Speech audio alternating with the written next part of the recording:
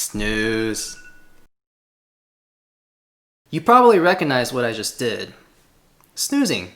Many of us have gone through the pattern of the night before, set the alarm, go to sleep, alarm goes off, snooze, and it just never ends. This is harmful for a number of reasons. The first reason is that snooze doesn't actually increase your quality of sleep. I mean, sure, it increases your quantity depending on how long your snooze interval is and how many times you choose to snooze, but it definitely does not increase your quality of sleep. Let's say your snooze interval is 10 minutes or so, and you decide to snooze a total of 6 times. That sounds pretty good. You slept for an extra 1 whole hour, but in that extra whole hour that you slept, you were interrupted at 10 minutes, 20 minutes, 30 minutes, 40 minutes, 50 minutes, and finally, the final 60 minutes. Sleep quality is only good if you get an uninterrupted period of sleep. You just filled your time with so many interruptions in there while you snoozed. Reason number 2, you are delaying the inevitable. You are eventually going to have to wake up anyway. You need to wake up sooner or later, but you just keep pushing it off. No good comes from this. If you wake up later than you intend, you give yourself less time to prepare for your day, which means you'll be fumbling and scrambling around in the morning, bumping into things, knocking things over, whatnot, and driving yourself crazy essentially. You're giving yourself a huge handicap in the morning before you even start your day. Imagine how the rest of your day is going to go if you've already struggled so hard in the morning. Like I said, you might as well have set your alarm to your final wake-up time instead of going through all those snoozes. Which brings me to my next point.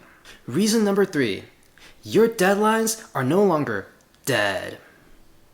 What I mean by this is what you set as a deadline for, let's say, a 7 a.m. wake-up time, and let's say you didn't actually wake up till 8, that 7 a.m. deadline time doesn't really feel like a deadline anymore. It's no longer, oh, if I don't meet it, I'm dead. Because now in your brain you're thinking, 7 a.m. is just like a soft deadline. The real deadline is maybe technically 8 o'clock if that's what that is in your case. Now this may seem harmless on the surface. What's wrong with having like a soft deadline and a hard deadline?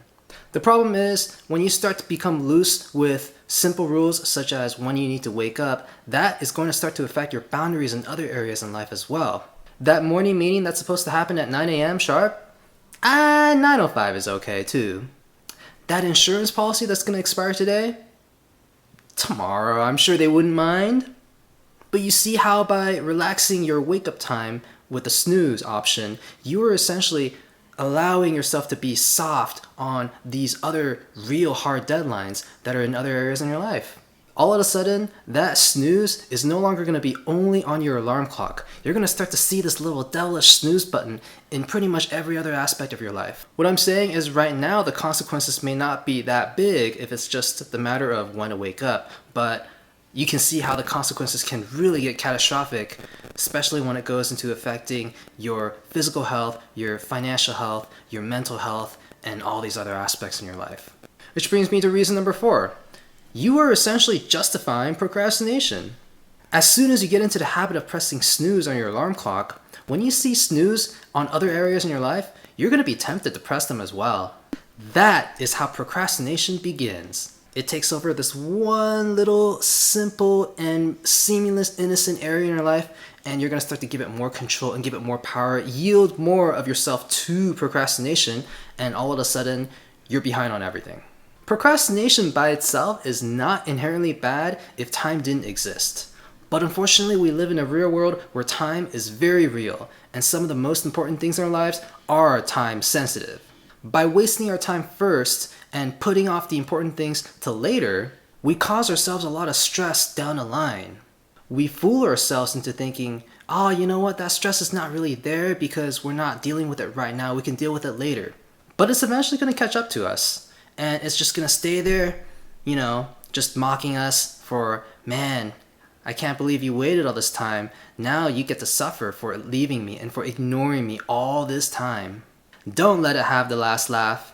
Fight back. Say no to snooze. Declare war on procrastination. That's the extreme that we have to go to in order to defeat it. It's always going to be there waiting for you, just tempting you, come on, just hit the snooze, come on, just hit the snooze, just this one time, it can't be that bad, just go enjoy yourself for a little bit. But the moment that you let that slide, it's going to start to affect other areas. It's going to start to go into a very, very quick slippery slope that will severely negatively affect you. And a very simple place to start is just to re-examine your relationship with your alarm clock. Are you being respectful to your alarm clock? Are you making it nag you and nag you and nag you until you wake up?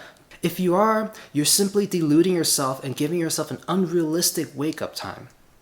Just be straight and just say, hey, my final time is going to be, let's say 7 a.m. as an example, and actually get up at 7 a.m. Don't snooze.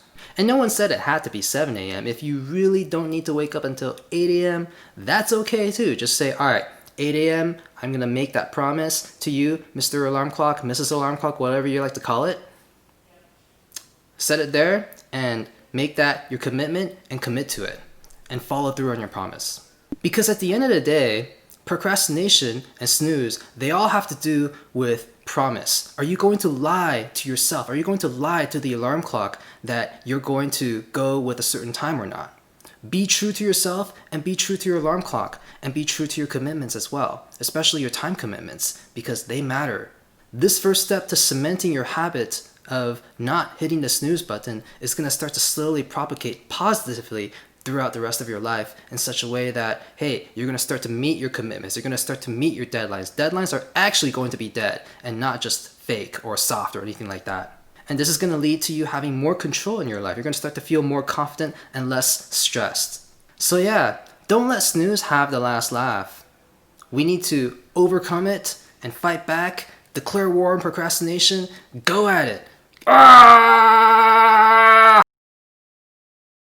Thank you so much for tuning in today, guys. I really appreciate it. If you have any comments, just leave them down below. I'll be sure to give it a read and respond as well. If there's anything that you'd like to see me talk about or make a video on, please feel free to let me know. If you enjoyed this, please smash that like button and consider subscribing as well.